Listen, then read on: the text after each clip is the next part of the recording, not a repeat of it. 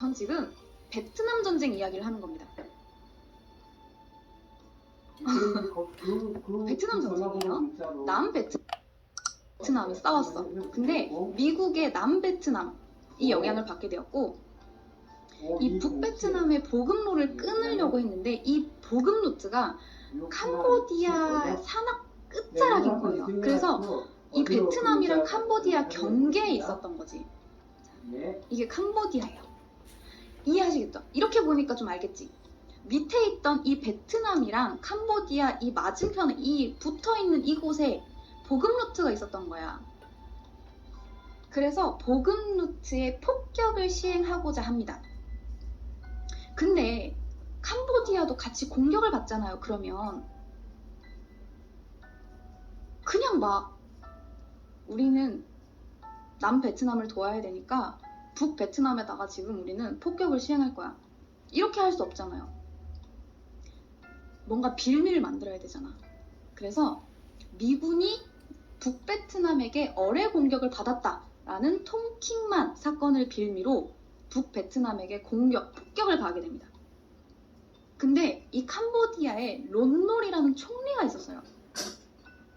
이 총리가 상당히 무능하기로 유명한 총리인데 이 론놀 총리가 이걸 눈 감아주게 됩니다. 자기 나라에 폭격을 가하는데 이걸 눈 감아줘요. 왜냐하면 자기는 미국의 지원을 받을 거거든요. 그래서 이걸 보고 론놀의 부패 정권에 화가 난 프랑스 유학파 엘리트들이 이것 때문에 들고 일어나는 계기가 돼요. 자, 어쨌든 바로 다음 해에 론놀의 친미 쿠데타가 일어나면서 시아누쿠 국왕이 축출됩니다. 그래서 총리였던 론놀이 집권을 하게 돼요. 왕이 된 거죠. 자, 만만한 애가 왕이 됐으니까 어떻게 해요? 미국은 얼씨구나. 북베트남을 더 공격해야겠다 라고 해서 캄보디아에게 더 폭격을 가합니다. 그래서 캄보디아의 농업이 이때 황폐화되게 돼요. 어느 정도였냐면 미국이 1969년부터 1973년 사이에 캄보디아 농촌 지역에만 떨어뜨린 폭탄이 54만 톤이에요. 농촌 지역에 54만 톤의 폭탄을 투하한 거예요. 물론 이거보다 더 많다는 이야기가 있어요. 100만 톤이라는 이야기도 있어요. 진짜 그냥 불바다를 만들어버리고 도저히 그냥 농업을 할 수 없게 만들어버린 거예요. 이 보급로를 끊으면서 여기에 숨어있던 북베트남군을 다 근거지를 초토화시키려고 했던 거야. 근데 이 과정에서 죄 없는 캄보디아 농민들이 가족도 잃고 생활 터전도 잃고 뭐 농업 기반 땅 자체를 다 잃어버린 거잖아요. 다 파괴됐고 이때 나온 사망자만 해도 수십만 명이에요. 그리고 이로 인해서 100만 명의 피난민이 살기 위해서 수도인 프놈펜으로 올라오게 됩니다. 근데 폭격도 있었고 이미 땅이 황폐화된 상태에서 농민들이 올라온 거잖아. 그러면 쌀은 누가 키워요? 뭐 먹고 살아요? 땅도 없고 농민들이 다 수도로 올라와 버리면 수도에서 농사 지어요? 소는 누가 키워요? 아무것도 없어요. 그러자 농업 생산이 급감한 상태의 캄보디아 수도는 이들을 다 수용할 수가 없었어요. 거기에다가 론놀이 쿠데타를 통해서 집권을 한 이후에 곡물 가격이 안정이 되질 않는 거예요. 그러니까 뭐 곡물 가격이 막 여기는 엄청 비싸고 여기는 또 싼데 막 여기에서 갑자기 막 엄청나게 사들여가지고 비싼데 팔아먹는 사람도 있고 막 곡물 가격이 안정이 안 되고 세금도 엄청나게 올려버리니까 농촌 지역에서 농민들이 봉기를 일으키기 시작합니다. 근데 론놀이 이거를 그러면 우리가 쌀을 다 사서 공평하게 풀어줄게 이렇게 하는 게 아니야. 농민 주제에 봉기를 일으켜 다 죽여 이렇게 한 거예요. 해결할 생각을 하지 않고 무리하게 진압을 한 겁니다. 그러다 보니까 또 대다수의 농민들이 생존을 위해서 도시로 몰려들게 되고 그냥 도시 인구가 폭증하는 거예요. 그러다 보니까 원래는 60만 명이었던 수도 프놈펜의 인구가 1975년에는 300만 명을 넘어설 정도였어요. 엄청나게 많이 늘어난 거죠. 60만에서 300만 명이 된 거예요. 자, 근데 갑자기 이렇게 수도로 사람이 몰리면 무슨 일이 일어나요? 일자리 있어요? 뭐 그 전까지 농사만 짓던 사람들이 수도 가서 무슨 일 할 거예요? 없죠. 어디에 살 거예요?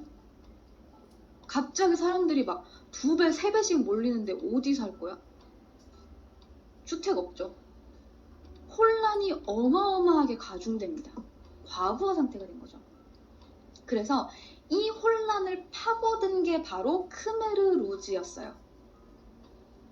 공산주의자들. 이 크메르 루즈는 1960년에 설립이 됐는데 그동안 주목받지 못하다가 론놀 정권의 독재 정치 그리고 미국의 폭격으로 인한 혼란을 파고들어서 세를 점점 확장을 했고 시아노크 국왕도 얘한테 뺏겼잖아. 얼마나 이를 갈고 있을 거야. 그래서 크메르 루즈를 지지합니다. 복귀하기 위해서. 그래서 크메르 루즈의 요 핵심 인물들이 있어요. 이 크메르 루즈의 핵심 인물들은 폴포트, 이행사리, 손센, 키우삼판 이 4명입니다. 근데 없는 사람들은 그 전에 죽은 사람들이에요. 전범지판에 못 올라올 정도로 그 전에 죽은 사람들이에요. 손센 같은 경우에는 폴포트 때문에 죽었어요. 폴포트, 이행사리, 손센, 키우삼판. 좀 이름이 어렵죠? 이 4명인데 이 4명은 원래 식민지였던 프랑스 파리에서 공부를 하던 엘리트들이었어요. 그래서 조국의 미래에 대해서 되게 걱정을 하던 사람들이에요. 근데 정부가 무능과 부패로 막 내전이 격화가 되니까 정부에서 일하는 사람들도 크메르 루즈에 합류가 될 정도로 이 캄보디아가 막 혼란에 빠져든 거야. 근데 이 크메르 루즈들이 막 여기서 막 설치고 여기 막 론놀 들어오고 론놀을 지원하는 미국 정부 있고 그렇잖아요. 근데 이 론놀 정부가 너무 무능하다 보니까 이 론놀 정부를 지지하는 미국에서 남 캄보디아를 많이 도와줬단 말이에요. 18억 달러 정도를 캄보디아를 도와줬어요. 쌀도 주고요. 뭐 원조한 식량도 있고 돈도 주고 뭐 다 무기도 주고 그랬는데 식량은 다 암시장으로 빠져버렸고 무기는 다 크메르 루즈 손에 들어갔어요. 그렇게 점점 론놀 정권의 세력이 약화되고 크메르 루즈의 세력이 점점 확대가 되면서 내전은 론놀 정권보다는 크메르 루즈에 좀 더 유리하게 적용이 되게 됩니다. 거기다가 이 크메르 루즈의 민심이 좀 더 이동하게 된 데에는 미국이 론놀 정권을 후원한 것도 있어요. 봐봐, 론놀 정권이 침묵하잖아. 근데 캄보디아인들 입장에서는 어때요? 하루 걸려서 내 땅에다가 폭탄 투하한 놈들 아니야. 그렇잖아. 내가 수도에 올라오게 만들어서 나를 거렁뱅이로 만든 인간들 아니야. 진짜 너무 싫겠죠. 그러다 보니까 이 미국의 폭탄 투하에 분노했던 이 미국의 꼭두각시 역할을 하는 론놀 정권 너무 싫은 거야. 그래서 이 크메르 루즈가 거길 파고들어서 반미 선전을 계속한 거야. 미국은 나쁘고 우리끼리 잘해봐야 돼. 우리 민족이 뭉쳐야 된다니까. 계속 그러니까 사람들이 맞아. 미국은 끌어들이면 안 될 것 같아. 미국 끌어들이면 또 폭탄 투하할 거야. 라는 생각을 하게 됐죠. 거기다가 론놀 정권이 너무 무능한 것도 이유였어요. 정말 얼마나 무능한지 론놀이 부하한테 무언가 이야기를 할 때면 부하들이 잠들어버린다. 이런 이야기가 있었어. 미국이 18억 달러 지원해주면 뭐해요? 우두머리 무능하죠. 군 내부에 비리가 너무 심해가지고 정규군이 봉급을 못 받을 정도였어요. 위에서 다 헤쳐먹어서. 그러다 보니까 이 론놀에 충성하는 군인들이 있겠어요? 없죠. 돈을 못 받는데요. 나라가 망조가 된 거예요. 그러다 보니까 이 크메르 루즈가 더 쉽게 명분을 얻을 수 있었던 거예요. 그렇게 민심을 얻은 크메르 루즈는 1975년 4월 17일 5년간의 내전에 종지부를 찍고 승자가 되어서 수도 프놈펜에 입성하게 됩니다. 나중에 오시면 론노는 하와이로 안명했고요. 시아누크는 네, 잠시 동안 좀 상징적인 우두머리가 됩니다. 예, 감사합니다. 그동안 지지해줬으니까. 네, 수고하세요.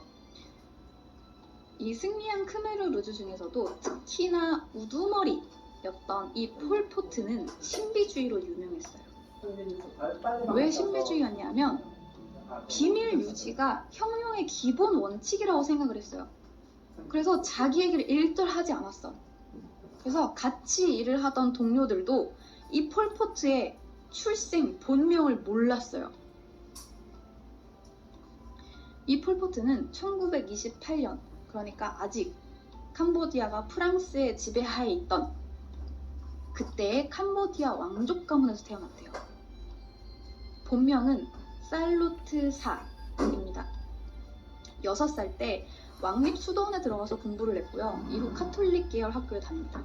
그리고 20살이 되던 해에 전기공학을 공부하러 파리로 유학을 갔어요. 근데 여기에서 스탈린주의의 영향을 받습니다. 그리고 이때 크메르루즈의 지도자가 될 손샘, 키우삼판, 이행사리 이런 동지들이랑 같이 교류하게 돼요. 요때예요. 요때 딱 그 크메르루즈의 기본 틀이 만들어진 거지. 공산주의에 심취해 있던 이 폴포트는 공부를 안 했어. 공산주의가 더 중요했거든. 우리나라를 살리는 게 더 중요했거든. 그래서 공부를 안 해서 학교에서 3번이나 낙제를 합니다. 그리고 캄보디아로 돌아와요. 그렇게 1953년 캄보디아 공산주의 운동에 가담하게 됩니다. 이때까지만 해도 캄보디아의 공산주의는 베트남의 공산주의랑 같이였어요. 근데 이 폴포트는 아까 이야기했듯이 민족주의가 되게 강해. 우리 민족끼리 뭉쳐야 된다는 생각이 되게 강했어요. 그래서 베트남이랑 태국에 빼앗겼던 우리 민족의 땅과 민족의 순수성을 회복해야 된다는 생각을 너무 강하게 하고 있었던 거야. 그래서 그러기 위해서는, 민족의 순수성을 회복하기 위해서는 캄보디아 내에 외국인들, 소수민족을 다 척결해야 된다라고 생각하고 있었던 거예요.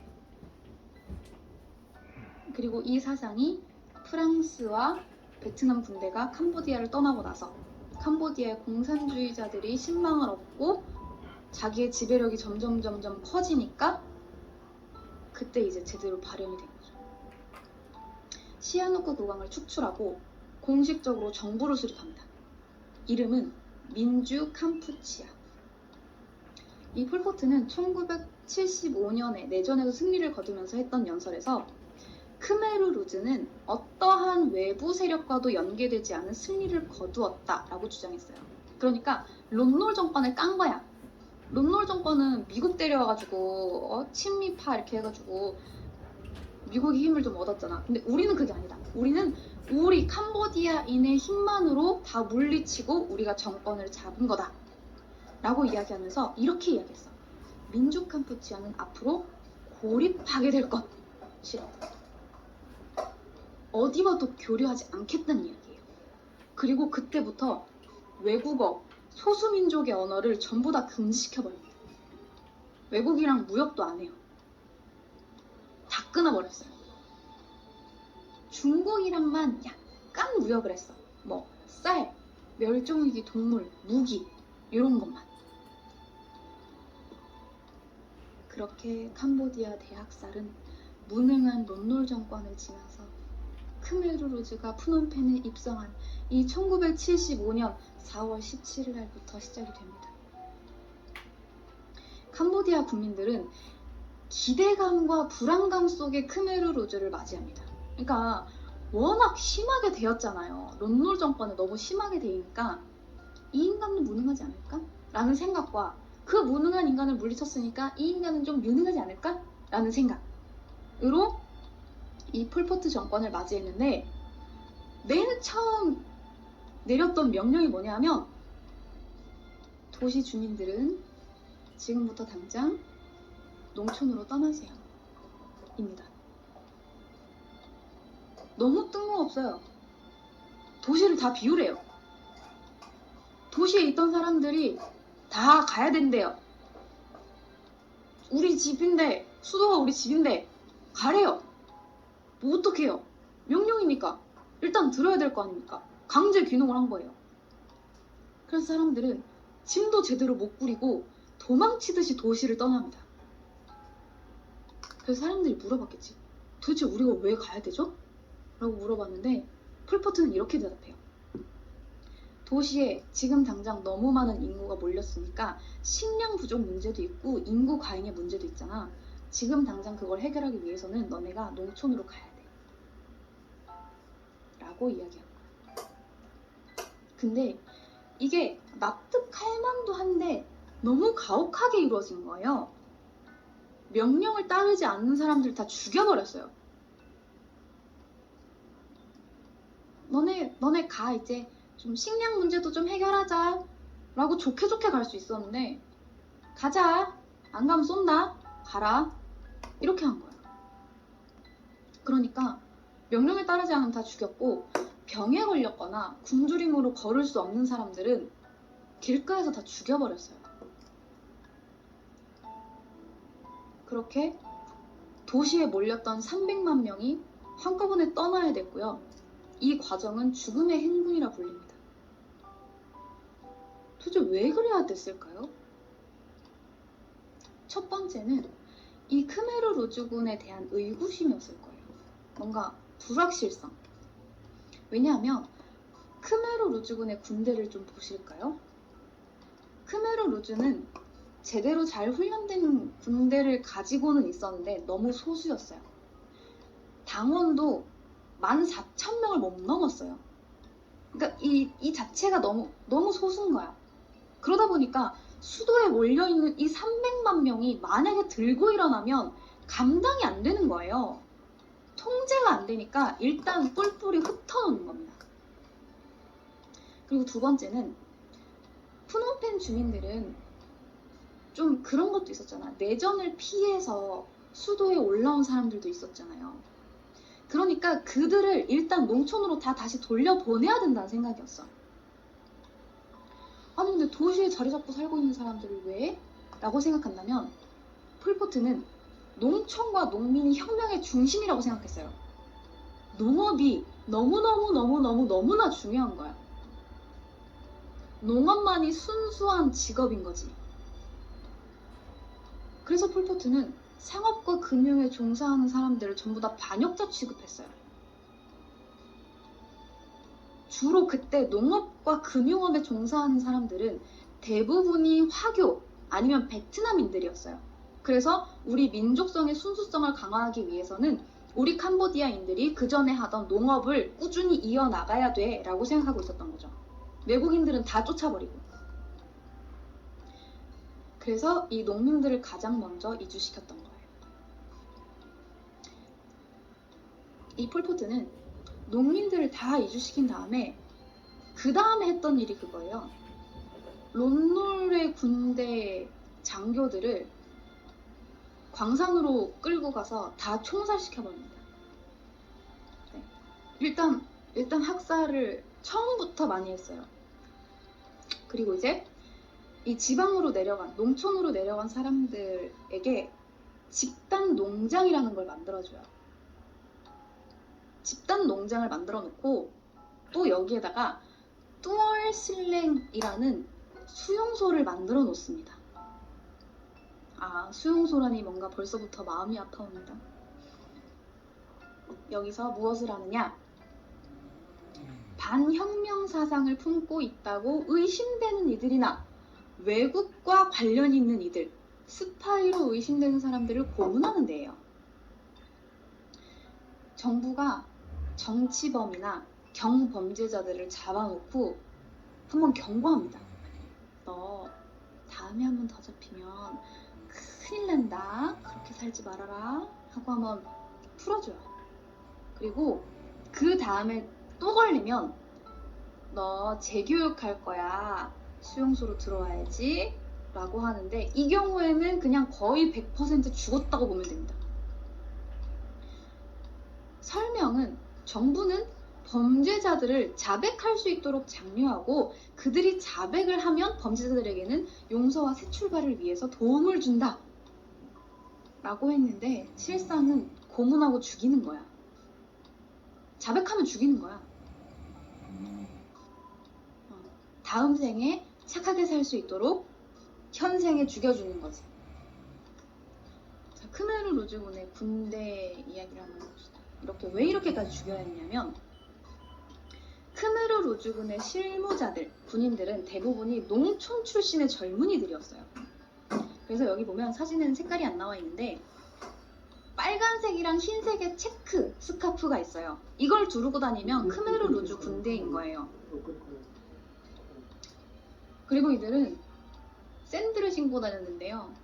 폐 타이어로 만든 샌들이에요. 가난했단 얘기죠. 그리고 보시면 아시겠지만 상당히 어립니다. 스카프를 메고 고무 샌들을 신고 다닌 애들은 다 크메르 루즈의 군인들인 거예요. 이 폴포트랑 동료들은 혁명 반군을 충원할 때 일부러 교육을 받은 사람들을 제외시켰어요. 그리고 제대로 교육받지 못한 빈민층의 어린아이들을 선택합니다. 왜냐하면 어리니까 쉽게 동화될 수 있잖아요. 쉽게 그들의 세계로 끌어들일 수 있고 가치관이 워낙 쉽게 바뀌는 아이들이고 세뇌가 쉽고 가치관에 따라서 자기 목숨도 버릴 수 있는 아이들. 그리고 빈민층이었다는 거. 당시 캄보디아는 빈부격차가 워낙 심해서 전기가 안 들어오는 시골도 되게 많았고요. 교육받지 못해서 문맹도 상당히 많았어요. 그래서 빈민층이었던 어린아이들은 어려서부터 사회적 차별, 경제적 불평등 이런 거에 대해서 엄청나게 많이 당했기 때문에 민감한 반응을 보였어요. 그러다 보니까 적대감, 증오 이런 걸로 완전 막 무장된 최적화된 군인이었던 거죠. 이들은 필요하면 자신의 친부모도 죽일 수 있을 정도로 크메르 루즈의 신념에 빠져 있었습니다. 이 크메르 루즈군의 군대에게는 도시라는 것 자체가 부의 상징이고 증오의 대상인 거야. 그래서 자동차, 라디오, TV 이런 거 있잖아. 그건 있는 사람들만 들고 다니는 물건이야. 그래서 그냥 라디오 들고 있다고 잡혀간 사람도 되게 많았어요. 그리고 고등교육 이상 받은 사람들 역시 다 죽였습니다.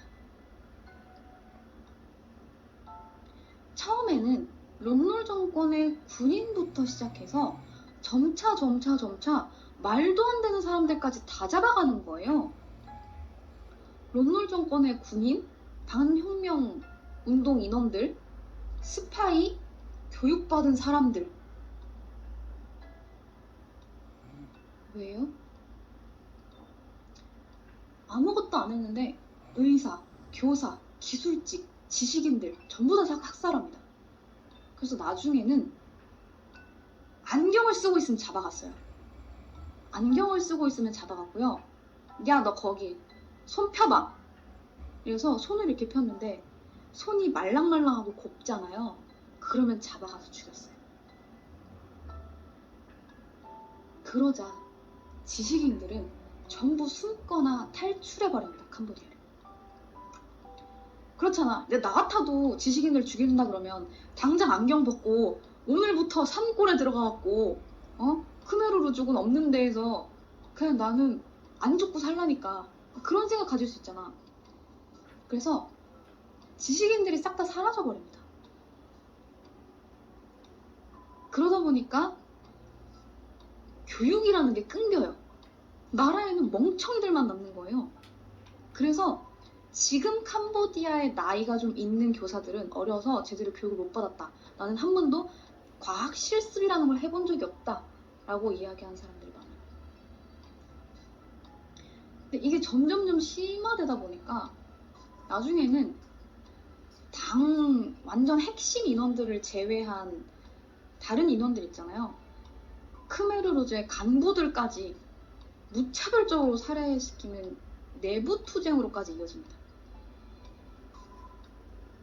심지어 반역자로 지목이 되거나 적대시된 계급, 그러니까 학살의 대상이 된 사람들은 그냥 데려와서 안 죽여요. 가족이 보는 앞에서 죽입니다. 그리고 나중에 그 가족까지 데려와서 함께 죽여요. 왜 그렇게까지 해요? 캄보디아 전통 사회가 형벌 체제 자체가 연좌제인 거예요. 우리나라도 옛날에 반역죄 저지르면 3대를 멸하라 이런 거 있었잖아. 연좌제인 거야. 그래서 너무 거리낌 없이 가족들까지 다 죽이는 거죠. 구족을 멸하고 막 3족을 멸하고 멸문지화를 시켜버리고 이런 거예요. 특히나 이 크메르루즈, 폴포트의 경우에는 앙코르 제국에 대해서 막 로망이 있었던 거예요. 근데 이 앙코르 제국에서 썼던 너무나 가혹했던 그 형법 체제를 그대로 빌려와서 쓴 거야. 중범죄를 저지르면 화형시켜버립니다. 경범죄를 저지르잖아? 손가락을 잘라버리고 죄질에 따라서 손이나 발을 잘라버려요. 근데 폴포트가 좀 더 공부를 했었어야 되는데. 참고로 이 앙코르 제국의 통치 계층은 하층민의 반란으로 대부분 살해당합니다. 이렇게 지식인 계층이 살해당하자 교육이 끊겨버리고 이 지식인이 없어져 버리는 거야. 다들 그냥 시골 나가가지고 농사만 지어야 되는 거야. 자, 그리고 이 폴포트 책의 상징이었던 뚜울슬랭, 이 뚜울슬랭의 경우에는 어린아이를 포함해서 16,000명에서 17,000명 정도를 잡아와서 고문했어요. 근데 이 16,000에서 17,000명 중에 살아남은 사람은 10명 남짓입니다. 7명, 최하 7명에서 최대 12명이에요. 여기에서는 그게 다 죽인 거야. 여기에서는 고문을 잔인하게 많이 한 사람이 직책이 올라가는 시스템이에요. 그래서 점점 잔인하게 고문을 하기 위해서 노력합니다. 이건 여자를 앉혀놓고 자백하지 않으면 이거 틀어버린다 이렇게 하는 거야. 이 뒤에 있는 건 드릴이에요. 전동 드릴. 웽 하고 틀어버리면 머리에 그대로 박혀서 머리가 구멍이 나는 거예요. 자, 수도에서 이렇게나 잔인한 일이 자행되고 있었어요. 자, 그렇다면 도시에서 강제로 농촌으로 이주된 사람들은 행복했을까요? 도시에서 도망간 건 더 좋은 거 아닐까요? 그런 생각이 들죠. 오히려 운이 좋았던 게 아닐까? 자, 농촌으로 강제 이주된 사람들은 새 사람들이라고 불렸어요. 원래 있던 사람들이 아니라 새 사람들. 원래 있던 사람들은 옛 사람들이라고 불렸어요. 그래서 원래 있던 이 옛 사람들에게는 토지와 가축을 소유할 권리를 줬는데 새 사람들에게는 어떠한 소유 재산도 없애버렸어요. 그러니까 아무리 일을 해도 난 아무것도 소유할 수 없어요. 노예처럼 사는 거예요. 어떻게 일을 하냐면 새벽 4시부터 10시까지 일을 해요. 그러니까 새벽 4시부터 아침 10시까지 6시간 일을 해요. 괜찮지 않나요? 그죠? 자, 그리고 밥 먹고 낮 1시부터 오후 5시까지 일을 합니다. 하루에 10시간씩 정규 노동을 해요. 그리고 추가로 야간 노동을 또 합니다. 저녁 7시부터 밤 10시까지. 계속 노동이야. 하루 종일 노동만 하는 거야. 아침에 일어나서 노동하고 밥 먹고 노동하고 잠깐 쉬고 노동하고. 근데 이렇게 빡세게 일을 하는데 식량이 배급이 안 돼.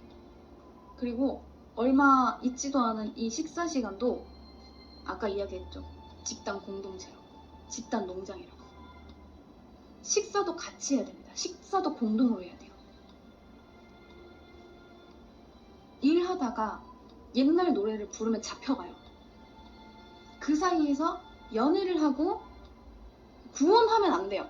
나랑 결혼해 줄래? 안 돼요. 남자랑 여자가 사귀다가 그 전에 뭔가 이렇게 즐거운 시간을 보냈어. 뭔가 유전자 정보를 교환을 했어. 그러면 잡혀가. 안 돼. 그러면 결혼을 어떻게 해요?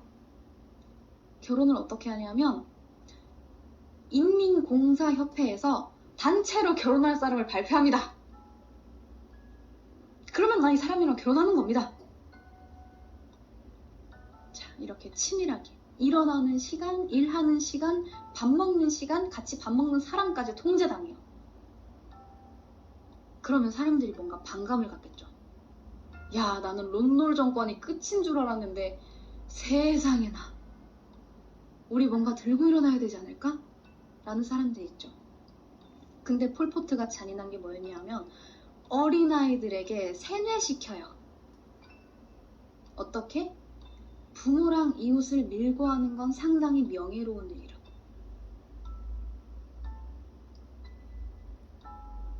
그래서 부모들이 뭔가 반감을 가지고 뭔가 들고 일어나려고 하거나 지식인이었는데 본인의 신분을 숨긴다거나 비밀스러운 일을 하면 어린아이들이 이걸 보고 밀고 하는 거예요.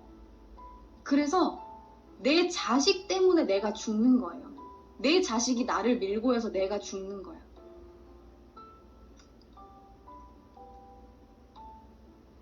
너무나 슬프죠.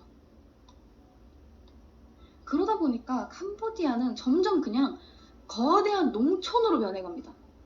도시에는 사람들 없죠. 뭐만 하려고 그러면 다 죽여버리죠. 지식인들 없죠. 뭐 다 농촌으로 보내서 일만 시키죠. 그리고 주민들은 이 마을에 배정받았으면 이동할 수 없어요.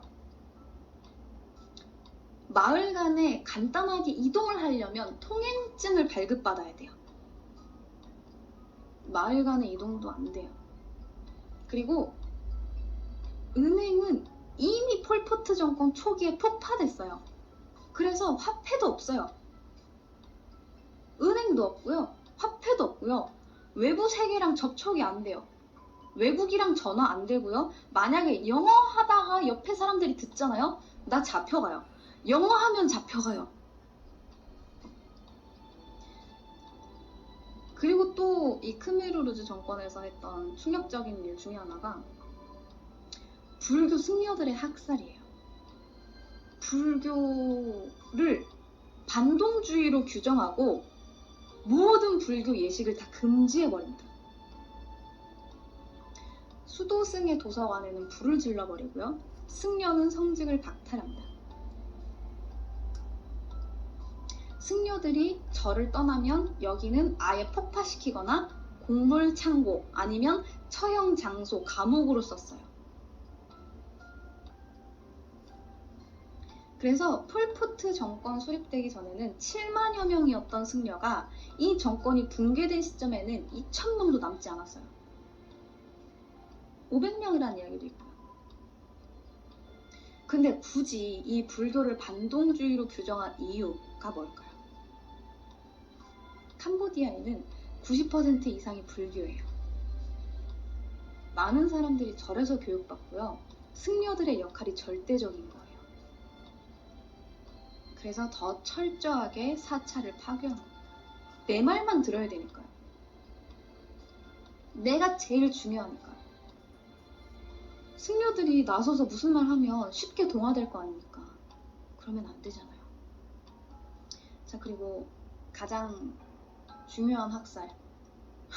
뭐 학살이 엄청 많은데요. 또 그 중에서 좀 중요한 학살은 국경지대에 인접했던 베트남 민간인들을 집단 학살한 겁니다. 폴포트 정권은 그 전까지만 해도 아까 이야기했죠? 베트남의 공산주의자들과 협력 관계에 있었어요. 근데 자기가 정권을 수립하고 나서 바로 태도를 바꿔서 베트남 민간인들을 다 죽이는 거예요. 이건 그 전부터 쌓여 있었던 베트남에 대한 반감 때문일 거예요.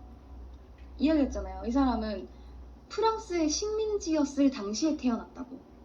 그러다 보니까 자연스럽게 베트남인들은 나쁜 사람들이야 라는 생각이 있었던 거죠.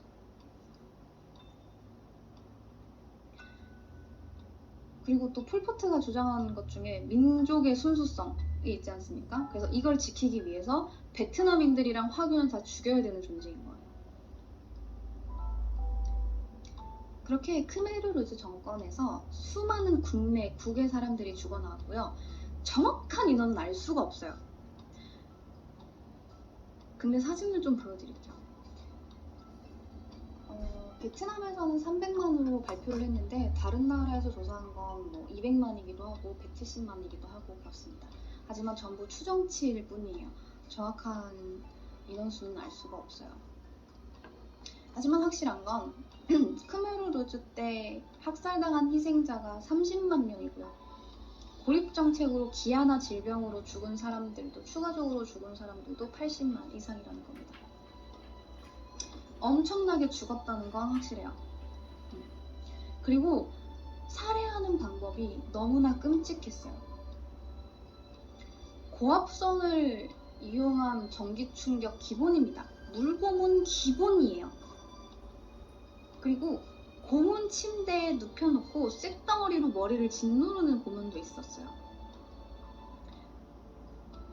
아까 보여드렸듯이 자백을 받기 위해서 뒤로 이렇게 손을 묶어놓고 전기 드릴을 돌려서 머리를 관통시키기도 하고요. 도끼로 손을 자르거나 유방이나 성기 등 상당히 예민한 신체의 일부분을 도려내기도 하고, 이건 정말 그냥 비일비재한 일들이에요. 너무나 많은 일들이 일어났어요. 또 너무나 안타깝지만 이런 기구가 또 있었어요. 이게 뭐 같아요? 떡방아? 비슷하게 생겼죠? 절구? 그렇게 생겼죠? 맞아요! 무언가를 찢는 용도예요. 그런데 떡이 아니라 사람의 머리가 들어갑니다.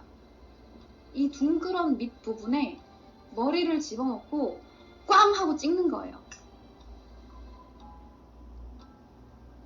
고문할 때는 사진을 찍어놓고 그 다음에 옷을 전부 벗겨놓고 죽이기 직전까지 고문했어요.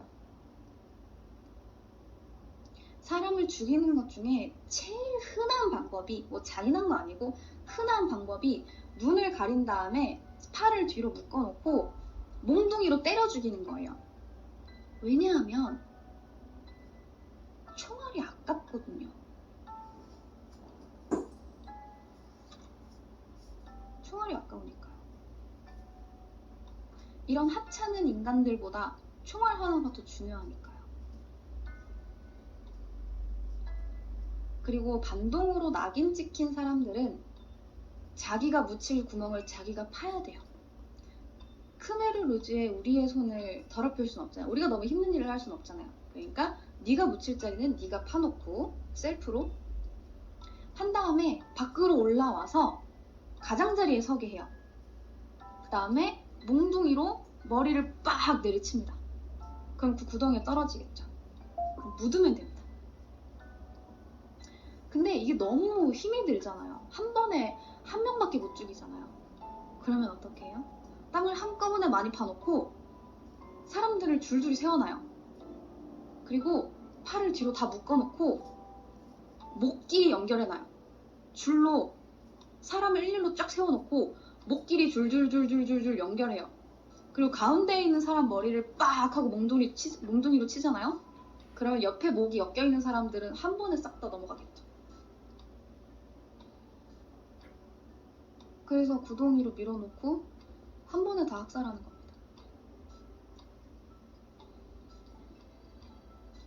그래서 생매장 당한 곳에 지금은 이런 식으로 되어 있어요. 이 뭔가 울긋불긋한 것들은 추모하기 위해서 지금 사람들이 던지는 팔찌입니다. 이 공간에서 어마어마한 사람들이 죽어났어요.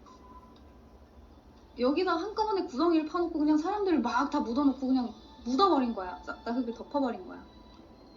여기 자체가 무덤인 거예요. 유해 발굴하고 덮은 겁니다. 여기는. 유해 발굴한 건 여기 이렇게 위쪽에 이렇게 있는 거고. 어른들은 어떻게 죽였냐면 아까 이야기했던 머리를 내리치는 방법도 있는데 특이하게 이걸로 죽였어요. 이게 뭐예요? 이거 뭐죠? 나뭇잎파리로 죽이나요? 야자수 잎인데요. 야자수 잎의 끝부분이 상당히 날카롭대요. 이걸로 찔러 죽이는 겁니다. 이유는 역시 총알이 아깝기 때문에. 그리고 어른들은 이렇게 죽였고요. 어린아이들은 어떻게 죽였냐면요. 어린아이들은 역시 총알이 너무 아깝기 때문에 팔이나 다리를 잡아요. 그리고 시멘트나 나무에 이렇게 팔을 돌리면서 스윙을 해서 내리치는 거예요. 막 패대기 치는 거죠. 그리고 이 어린아이들을 공중에 던져요. 쿵 던진 다음에 사격 연습을 해요. 클레이 사격하듯이.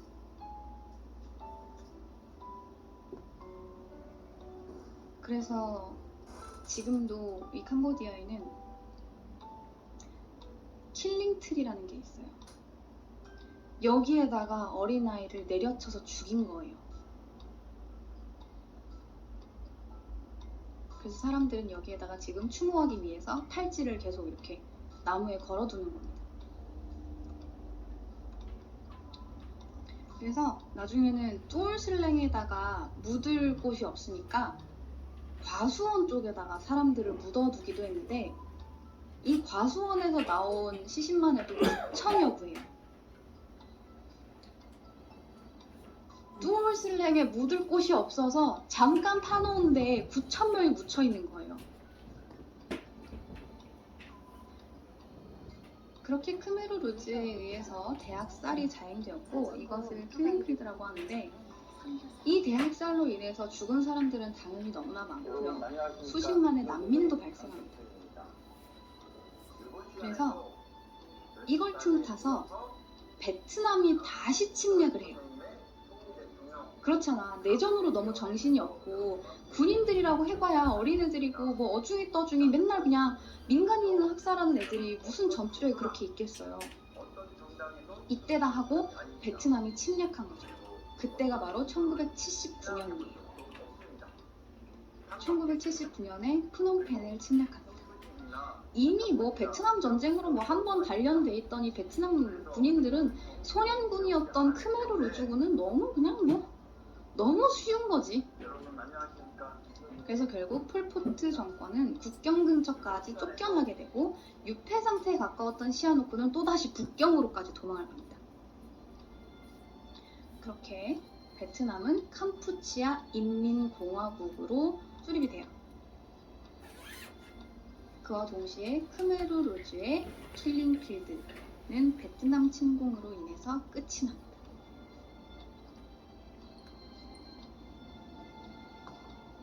근데 이 모든 사건을 취재한 사람이 있어요. 그 사람이 바로 시드니 쉔버그입니다. 이 시드니 쉔버그라는 사람이 크메르 루즈의 대학살 참상을 보도하게 됐고 이것 때문에 퓰리처상을 받았어요. 그리고 이 사람을 도왔던 사람이 디스프란이라는 통역사예요. 그래서 이 둘이 다니면서 한 명은 통역하고 한 명은 취재하면서 계속 돌아다녔던 거예요. 그래서 이 모든 걸 취재를 해서 이 킬링필드라는 대학살 참상을 보도를 하게 됐고 퓰리처상을 받으면서 이 두 사람을 주인공으로 나온 영화가 바로 킬링필드라는 영화예요.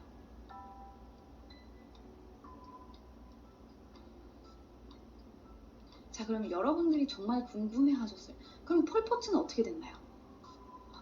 폴포트는 뭐 중월 전쟁이 일어나고 미국의 지원을 받아가면서 또다시 막 게릴라 전을 막 펼치고 꿋꿋이 살아남습니다. 꿋꿋이 살아남아요. 그리고 나중에 1997년에 자기가 죽인 손센 일가 살해죄로 인민재판에 회부가 됩니다. 그리고 종신형을 받고 가택연금이 됩니다.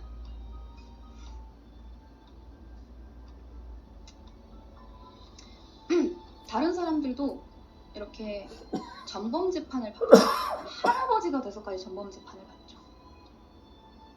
폴포트도 마찬가지였어요. 그래서 정말 무슨 헛간 같은 데에 살아요. 집이 집 같은 데가 아니야. 약간 우리가 옛날에 무슨 뭐 원주민들 보면 그 뭐 막 나무 이런 걸 얼기설기 지은 그런 집 있잖아요. 그런 집에 가택연금이 됐는데 종신형으로 청구를 받았고 그런 곳에 살고 있다가 막 운막 같은 집이에요. 그곳에 살다가 심장병과 고혈압과 암을 달고 살다가 죽는데 죽을 때까지 자기 죄를 인정하지 않았어요. 절대 후회하지 않았어요. 나는 투쟁을 했을 뿐 사람을 살해하지 않았다. 라고 이야기합니다. 그 사람들이 미친 거 아니야? 그러니까 나는 멀쩡하다. 내가 지금 이야기하고 있는 걸 봐라. 난 아주 제정신이다. 라고 이야기해요. 그러다가 1998년 4월 16일 심장마비로 자연사했대요. 이게 실제로 폴포트가 사망한 거고 취재진들이 와서 사진을 찍는 겁니다. 그러니까 여기 보이는 이게 정말로 시체인 거예요. 염을 다 한 상태예요.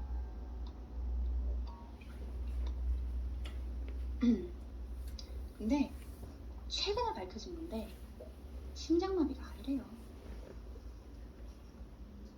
이 폴포트가 사망한 직후에 폴포트의 부인과 인터뷰를 했는데 그 기자의 말에 따르면 폴포트 본인이 부인한테 부탁을 해서 일종의 음독 자살을 한 겁니다. 왜냐하면 가택연금이 되어 있는 상태였는데 이 다음 날인가 이송되어야 됐거든요. 정말 감옥으로. 그러니까 그 꼴 나기는 싫은 거야. 그래서 스스로 음독 자살했다는 이야기도 있고 심장마비라는 이야기도 있습니다. 그렇게 사망한 폴포트는요, 외딴 시골에서 가족들과 자기 옛 정권의 이행자가 지켜보는 앞에서 폐 타이어와 쓰레기와 함께 태워져서 화장됩니다. 자, 그래서 오늘의 대학살 시리즈 첫 번째 킬링필드 이야기는 여기까지 하도록 할게요. 듣느라 수고하셨습니다.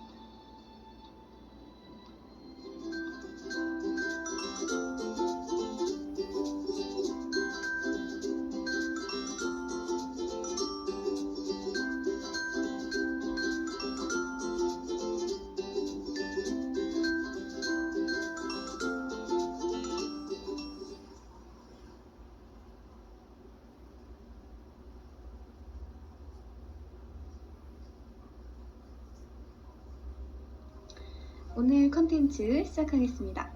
오늘은 벨기에의 왕 레오폴드 2세에 대한 이야기를 할 건데요. 그 전에 레오폴드 2세의 아버지 이야기부터 할 거예요. 레오폴드 2세의 아버지는 당연히 레오폴드 1세입니다. 이 레오폴드 1세는요, 독일의 작센이라는 곳에 코부르크라는 작은 지방에서 태어났어요. 독일 작센의 코부르크라는 작은 도시에서 태어난 작센 코부르크 고타 공국의 9남매 중에 막내예요. 근데 잠깐 좀 이상해요. 오늘 벨기에 왕 이야기 한다고 해놓고 벨기에 왕 아빠 이야기 한다고 했는데 갑자기 독일로 넘어가 버렸어요. 뭐죠? 괜찮아요. 이해할 수 있어요. 자, 이걸 이해하기 위해서는 일단 벨기에의 역사부터 우린 이해해야 합니다. 벨기에의 역사, 레오폴드 1세와 함께 봅시다. 레오폴드는 1790년에 태어났어요. 그리고 5살에 옆나라 여왕의 눈에 띕니다. 그래서 5살에 러시아의 황실 근위대에 명예에 입대하게 됩니다. 그리고 12살에 소장으로 승진합니다. 그리고 1806년에 프랑스의 황제가 된 나폴레옹이 점점점 세력을 확장하면서 독일에까지 압박을 가하게 되자 레오폴드는 작센 지역은 원래 중립을 지키고 있었는데 이 중립을 포기하고 영국, 러시아, 스웨덴과 함께 대프랑스 동맹을 맺게 됩니다. 프랑스에 대항하는 동맹을 맺게 되는데 나중에 프랑스군이 작센까지 밀고 들어온단 말이에요. 그래서 나폴레옹이 이 레오폴드한테 물어봐요. 너 내 동료가 되라. 너 우리 군에 들어오지 않을래? 라고 해요. 근데 이걸 거절하고 러시아군으로 다시 돌아와서 프랑스군과 전쟁을 계속합니다. 그리고 프랑스의 나폴레옹이 퇴위된 후에 1815년 레오폴드는 공훈을 인정받아서 영국의 시민권을 얻게 됩니다. 영국이랑도 동맹이었기 때문에 영국의 시민권을 얻게 되는데 1816년에는 영국의 조지 4세의 외동딸인 샬럿 공주랑 결혼을 합니다. 그런데 둘이 결혼을 했는데 아이가 생겼어. 하지만 얼마 지나지 않아 사산합니다. 샬럿이 아이를 사산하게 되고 1년 반 만에 사산 후유증으로 사망해요. 그래서 원래는 부마가 될 인물이었어요. 여왕의 남편이 될 수 있었는데 유일한 그 조지 4세의 외동딸이었던 샬럿 공주가 죽었잖아요. 그래서 그냥 영국의 왕실 일원이 됐어요. 그래서 영국에 눌러 앉아 살게 되는데 이때 누나 중에 한 명인 빅토리아 누나가 마침 영국에 와서 결혼을 해 있었던 거죠. 근데 이 누나한텐 딸이 한 명 있었어. 누나 이름도 빅토리아고요. 누나의 딸 이름도 빅토리아입니다. 그래서 이 빅토리아, 자기 조카 딸을 영국에서 좀 돌봐주게 돼요. 그리고 요 자기가 돌봐주던 조카 딸 빅토리아에게 자신의 다른 조카였던 알버트를 소개시켜줍니다. 그리고 둘이 사랑에 빠져서 결혼을 했어요. 이 조카 딸 빅토리아가 바로 여러분들이 알고 있는 빅토리아 여왕입니다. 계보가 어떻게 되냐면요. 빅토리아 입장에서는 레오폴드가 외삼촌이고요. 빅토리아의 남편이었던 알버트 입장에서는 레오폴드는 작은 아빠입니다. 그리고 중간에 윌리엄 4세가 7년 동안 통치를 한 뒤에 빅토리아 여왕이 되어서 중간에 이제 막 왕가랑 계속 엮여요. 이 레오폴드 1세가 자신의 조카 딸이랑 자기 조카랑 같이 결혼을 해서 영국의 여왕이 되고 영국의 부마가 되고 막 아이도 엄청 많이 낳고 점점점 영국 왕가랑 직접적으로 엮이게 되는데 생각해봐. 원래는 독일의 공작 가문이었다가 러시아의 군인이었다가 영국 왕실의 일원이 됐어요. 근데 이 레오폴드 1세가 도대체 왜 벨기에 왕이에요? 이 사람은 도대체 국적이 몇 개예요? 자, 지중해 동부와 남부를 차지하고 있던 오스만 제국이 쇠퇴하기 시작하면서 1830년 그리스는 독립전쟁을 통해서 신생 독립국으로 인정을 받게 됩니다. 그래서 유럽의 열강들은 그리스의 완벽한 독립을 원하지 않았기 때문에 영향력을 미칠 수 있는 유럽의 좀 왕실의 일원 누군가를 그리스의 왕으로 앉혀놓고 싶어 했던 거예요.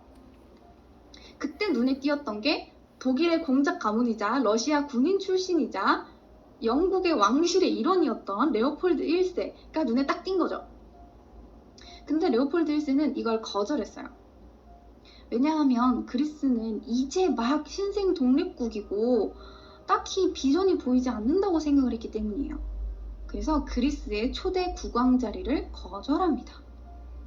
근데 또 네덜란드에 항거한 브리셀에서 시민군이 전투에서 승리합니다.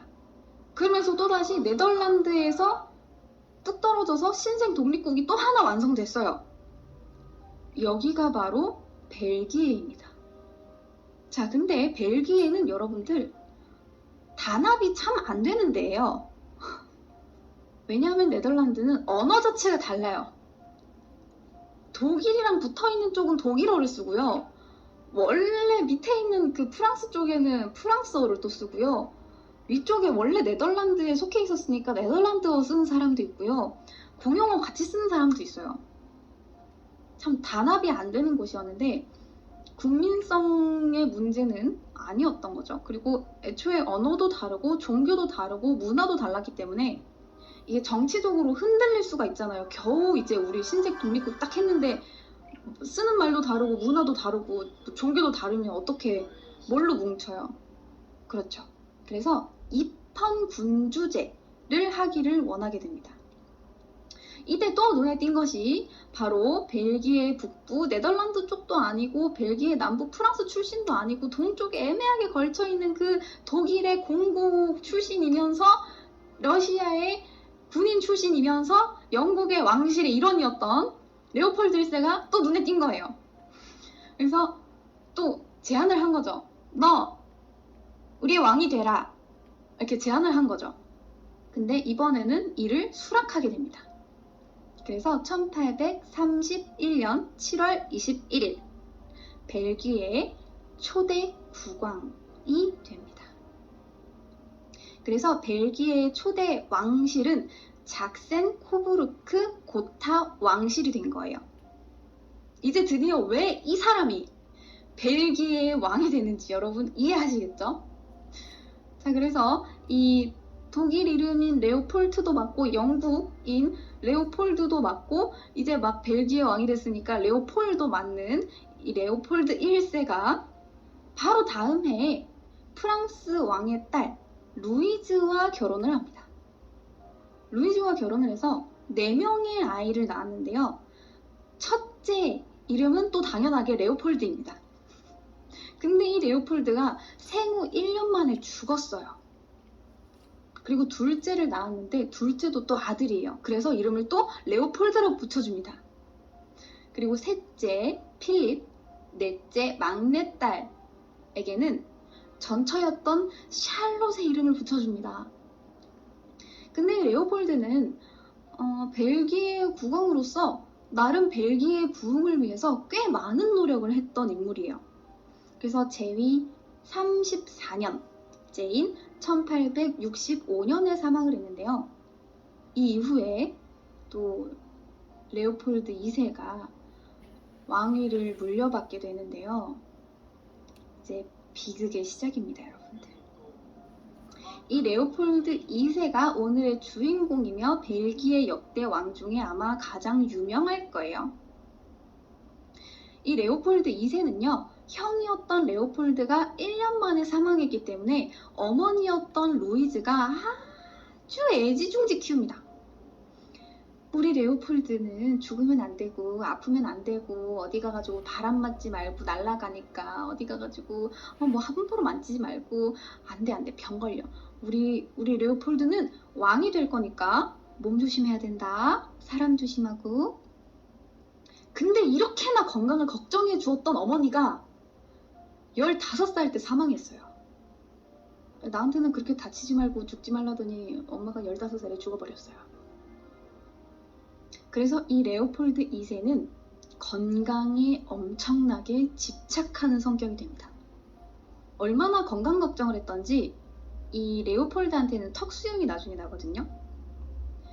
이 턱수염이 비 올 때 젖으면 감기 걸릴까봐 턱수염 전용 방수천을 들고 다녔어요. 그래서 이렇게 턱수염을 이렇게 보호하고 다니는 거예요. 그리고 누가 기침을 한번 하잖아요. 저리 가! 야, 나가! 너 나가! 내 궁에서 당장 나가! 이래서 자기 주위에도 못 오게 하고 심지어 궁 근처에도 못 오게 했어요. 사람은 아플 수 있지. 하지만 내 사람은 그럴 수 없어. 아프면 나가야 돼. 아프면 무조건 휴가예요. 좀 좋을 것 같아요. 누가 기침 소리를 내었느냔 말이야. 아무튼 조금만 기침을 해도 완전 뭐 병균 덩어리 보듯이 피해 다녔기 때문에 이 레오폴드는 아픈 사람이 완전히 나을 때까지 근처에도 못 오게 했다고 합니다. 자, 이후에 18살에 오스트리아의 공주 마리 앙리에트와 결혼을 하게 됩니다. 자, 근데 아무도 이 레오폴드에게, 이 순진한 소년이었던 레오폴드에게 가르쳐주지 않았던 거야. 레오폴드 3세를 어떻게 만드는지. 그래서 손만 잡고 자면 3세가 생기는 줄 알았지. 아니 근데 시간이 지나도 안 생기는 거지. 그 누가 알려줘요. 그래서 이 사촌 누나랑 결혼을 한 사촌 형인 엘버트, 영국의 그 엘버트가 어떻게 하면 레오폴드 3세를 만들 수 있는지를 이제 그 유전자 교환 방식을 설명을 해주게 되고요. 이때부터 성에 눈을 뜨기 시작했나봐. 문란한 성 생활을 시작합니다. 나중에는 매춘부들을 정부로 들여요. 그래서 국내에서 어마어마한 비난이 일게 됩니다. 나름 안정적인 치세를 펼쳤던 아버지의 뒤를 이어받아서 이 레오폴드 2세도 잘 할 줄 알았지. 그래서 딱 30살이었던 1865년에 왕위를 물려받았는데요. 근데 이때가 마침 열강들이 식민지 확보에 열을 올리던 때라서 열강들을 본받아서 우리도 식민지를 만들면 나라가 좀 더 부강해질 수 있지 않을까라고 생각을 했던 거죠. 사실 땅덩어리 좁고 신생국가에 내가 겨우 2번째 왕인데 어떻게 해야 되는지 잘 모르잖아요. 그래서 그냥 서구 열강들을 따라한 거예요. 그래서 처음에 레오폴드는 이미 열강들이 이걸 다 땅 따먹기를 다 했기 때문에 살려고 했어. 정정당당하게. 내가 돈이 좀 있으니까 그 어디? 필리핀? 거기 좀 팔면 안 될까요? 스페인? 이라고 이제 물어본 거죠. 스페인한테 필리핀을 팔 수 없냐? 라고 물어봤는데 스페인이 이걸 거절합니다. 당연하죠. 그러니까 이제 어떻게 해요? 남는 땅이 없나? 재개발 들어가기 전에 사야 되는데 이러면서 이제 땅을 기웃기웃하게 됐는데 이때 레오폴드가 어렸을 때 공부는 잘 못했는데 특히 지리학을 그렇게 잘했대요. 지리에 관심이 많아서 여기저기 막 보고 있다가 원주민 왕은 이미 몰락을 했고 세력이 약해졌던 네덜란드랑 포르투갈이 종주권을 주장할 수가 없을 것 같은 땅을 하나 발견하게 됩니다. 그래서 미개척지였던 콩고에 눈독을 들이게 됩니다. 자, 근데 벨기에 의회는 이제 겨우 독립한 지 얼마 됐다고 뭐 이제 막 안정되어 가고 있고 군사력이 대단한 것도 아니었기 때문에 식민지 개척에 좀 시큰둥했어요. 자, 그러자 이 레오폴드 2세는 국제 아프리카 협회라는 지리학 회담이라는 걸 개최하게 됩니다. 그래서 뭘 하냐면 미개척지를 탐험하고 개발해서 미개한 흑인들을 인도주의적으로 도와주자. 미개한 흑인들에게 인도주의적으로 우월한 서구 문명을 전파를 해서 도움을 주자. 라는 명분을 내세우기 시작합니다. 그래서 콩고로 진출을 하게 됩니다. 이후 이 레오폴드 2세는 열강들과 콩고 원주민들을 교묘하게 속여요. 그래서 1884년 베를린 회담에서 실질적인 지배권을 얻게 됩니다. 그리고 다음 해에 공식적으로 콩고 자유국가를 만들고 식민지 개척을 시작했어요. 근데 이때 말을 얼마나 잘했는지 분명 그냥 나는 식민지 땅 따먹기 할 거야. 나는 콩고 가가지고 난 내가 다 해먹을 거야. 라는 말을 엄청나게 잘 돌려 했기 때문에 다른 서구 열강에서 리스펙! 야, 인도주의적이야! 라고 칭찬했다고 합니다. 이 레오폴드 2세는 벨기에 은행이랑 합작을 해서 1878년에 콩고 회사를 만들어요. 그렇게 콩고로 진출을 하게 되는데 이때 콩고 회사는 콩고 지방을 돌면서 콩고 원주민들에게 굿을, 옷감 같은 걸 선물해주기 시작합니다. 그러면서 이것 좀 받으세요. 우리 이제 막 이제 들어왔는데 우리 벨기에라고 하는데 이거 뭐 굿을 뭐 별거 아닌데 옷감 이런 거 별거 아닌데 비단 너네 본 적 있니? 아니 요게 비단이라는 건데 이거 되게 좋은 거야. 한번 둘러봐요. 근데 여기다가 받았다고 체크 하나만 해줘. 동그라미 하나만 그리면 돼. 그냥 받았다고. 워낙 동수가 많으니까, 호수가 많으시니까 저희가 돌아다녀야 되니까 여기다가 동그라미 하나만 하나 X 해도 돼. 하나만 이렇게 해가지고 종이에다가 동그라미 하나를 막 받고 다녀요. 그래서 이 원주민들은 내가 그냥 뭔가를 받았다. 이 백인들이 이제 막 들어와서 우리한테 잘 보이려고 하는구나. 참 귀엽다. 라고 하면서 동그라미를 막 해줬어요. 근데 그 종이에 글씨가 적혀 있었던 거지. 조그맣게 뭐라고 적혀 있었냐면요. 자발적으로 상속권과 계승권을 양도하고 영토에 대한 모든 주권과 통치권을 영원히 포기한다. 영토의 어느 지역에서나 노동력과 기타 수단을 지원하며 모든 수렵, 업, 광산, 산림 개발권은 당 협회가 절대적인 소유권을 갖는다. 라는 조약이 써 있었던 거죠. 근데 여기다가 그냥 다 체크를 한 거예요. 그렇게 눈속임을 통해서 벨기에는 벨기에의 75배 크기에 달하는 콩고를 날로 먹게 됩니다. 그러니까 이제는 콩고에서 나는 모든 것들은 다 레오폴드 2세 거예요.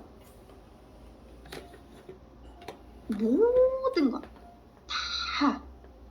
그리고 여기에서 채집하는 것들을 우리가 지원까지 해주겠다 라고 적혀 있었던 거죠.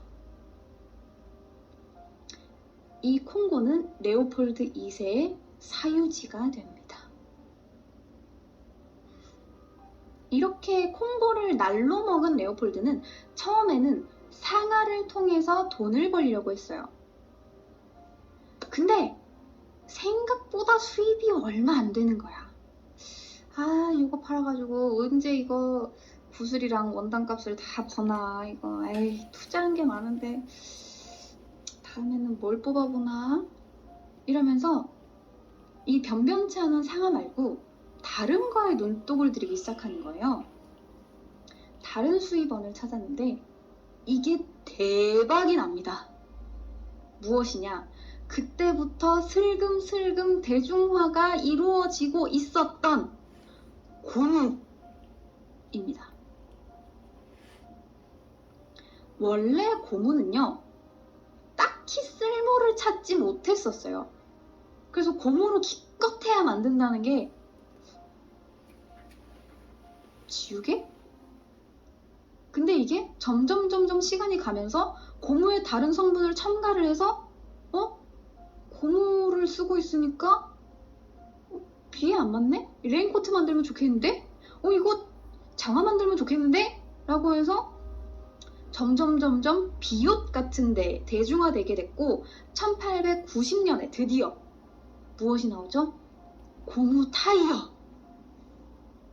자전거가 발명되었고 자동차 산업이 폭발적으로 성장합니다. 때를 잘 만나서 이거 대박이에요. 고무 수요가 기하급수적으로 늡니다. 그래서 마침 콩고의 절반을 덮고 있었던 고무나무가 가치가 순식간에 폭등해버린 거죠. 그래서 이 레오폴드 2세는 모든 노동력을 전부 다 고무 채취하는 데 씁니다. 근데 여러분들 고무 어떻게 채취하는지 아세요? 고무를 채취하려면 이렇게 생긴 나무 혹은 덩굴에다가 칼로 표면을 이렇게 베요. 그리고 밑에 이런 양동이 같은 거, 그릇 같은 거를 밑에다 받쳐둡니다. 그러면 이 고무 수액이 뚝뚝뚝뚝 떨어져요. 근데 이 나무를 이 높이에서만 채취하면 안 돼요. 나무를 타고 올라가야 되는데 이 나무 어디에 짚을 데가 보여요? 발을 어디다 대고 올라가죠?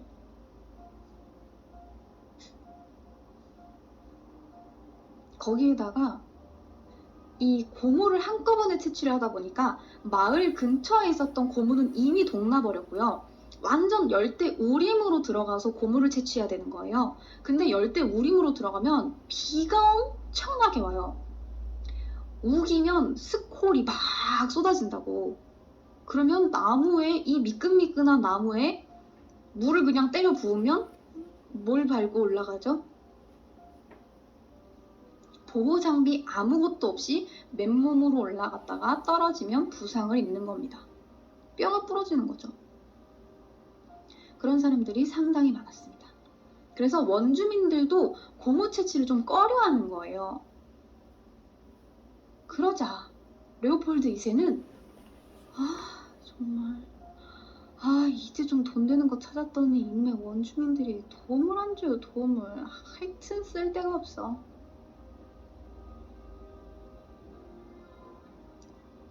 저놈을 매우 쳐라. 손발을 다 묶어놓고 이 시코트라고